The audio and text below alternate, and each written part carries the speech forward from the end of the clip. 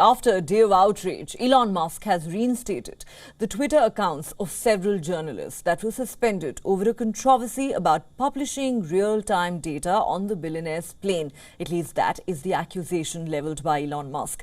The accounts were restored after their suspension evoked sharp criticism from media organizations, the European Union and the United Nations. A Twitter poll that Musk conducted after suspending the journalists' accounts showed that a majority of the respondents wanted the accounts restored immediately. Nearly 59% of the 3.69 million who participated in this poll said Musk should restore the accounts now. In a tweet, Musk said, and I quote, "The people have spoken. Accounts who doxed my location will have their suspension lifted." Now, most of the suspended accounts appear to have been reactivated on Twitter. The controversy began when Musk suspended Elon Jet, an account that tracked flights of his private jet. Despite Musk's previous tweet saying he would not suspend the account in the name of free speech, on Thursday, several journalists were suspended from Twitter without any notice. Musk said the move was necessary after a car in Los Angeles carrying one of his children was followed, as he put it, by a crazy stalker. Twitter has lurched from one controversy to the next since Elon Musk took control of the social media platform in October this year after coughing up a whopping $44 billion.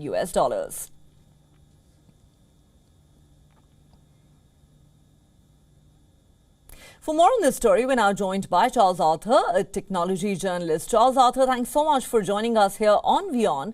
Now, for starters, if you could just put this entire issue into perspective for our viewers. Just what is this doxing controversy all about? While in cases where someone has indeed been doxed and their safety jeopardized, perhaps a suspension of Twitter accounts is warranted and justified. But in this case, the journalists whose accounts were suspended say they never actually doxed Elon Musk. So what really happened? So Twitter has had a long-standing policy that you're not allowed to, as the word goes, dox someone. You're not allowed to put out their private information about, say, their home address or their telephone number, and encourage other people to harass them, in effect. So that's been their principle going pretty much right back to the start.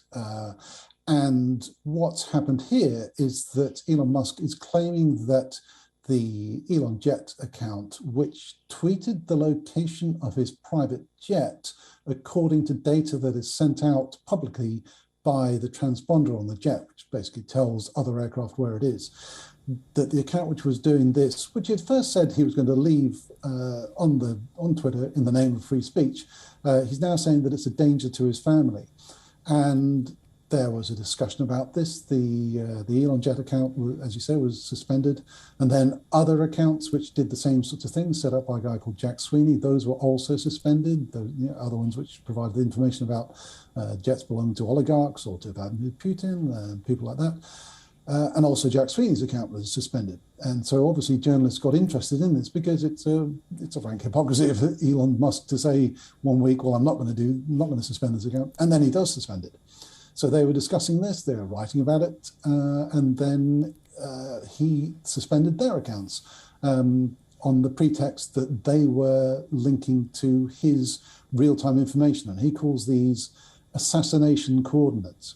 And you can understand that possibly as the richest man in the world with a number of young children, he might be nervous that there are people who are looking to, say, kidnap him or kidnap his children, hold them to ransom for very large amounts of money. And so it makes sense for him to be worried about that. But the trouble is that none of this was actually real-time information about his location. And the rule that was made up by Twitter and by the people around Elon Musk to justify this about not allowing people to tweet the location of someone in real time, if you applied it, would prevent you from doing all sorts of things, like saying that a politician was in a particular place at a particular time when there was no risk to them at all. So it's a very sort of strange approach by Elon Musk, which you can only really understand if you think that he's a bit paranoid about his personal safety. All right. And therefore, the question really arises, was this ever a case of doxing? Let me ask you this, Charles, and I'm playing the devil's advocate here. What's interesting is that most of the journalists whose accounts were suspended are from leading news publications such as the New York Times and the Washington Post, many of whom have been critical of Elon Musk. Is this, therefore, really about data privacy, or could this be a larger ideological battle of the left versus the right, with Elon Musk clearly identifying himself with the right? Is this about going after those who are critical of him, and therefore does this expose Musk's claims about defending freedom of speech as being hollow? Or would you say that he actually deserves credit given that he listened to what a majority of people said in that Twitter poll and agreed to reinstate the accounts?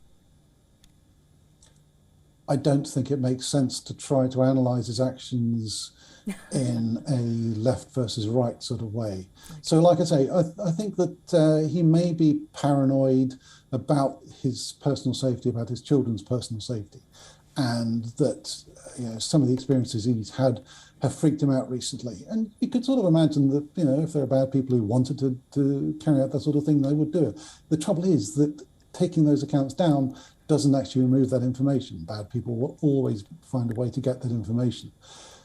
And I don't think that he was particularly going after those journalists in an ideological fashion. It was simply that they were writing about this, and so he sort of went after them or had their accounts suspended for that reason.